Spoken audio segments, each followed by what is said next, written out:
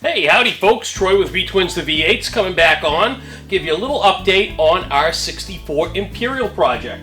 So at this point, what we've got is we've got a running car, we've got all our fluids in it, everything under the hood looks great, it's all buttoned up, we've got brakes, they're all bled, everything functions including our emergency brake, and all of our heater air conditioning functions are functioning properly. Along with the dash that we got from Instrument Specialties is installed in the car. Everything functions with the dash, including the clock, which is pretty cool. And all our push buttons for our heat and everything works. So without further ado, I'll give you a little walk around the car and then we'll fire it up and I'll show you everything on the dash that's functioning. So let's get at it.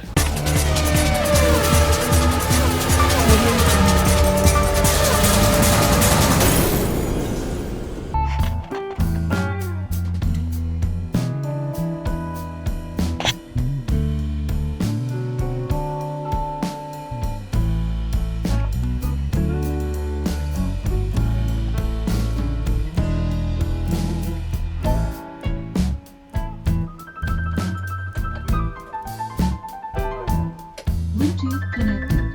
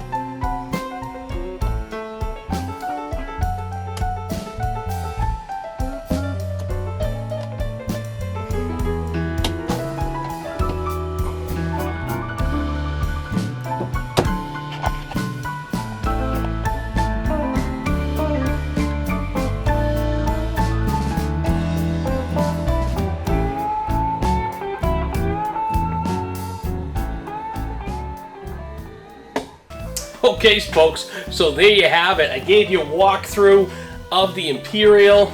You got to see all the work that's been done.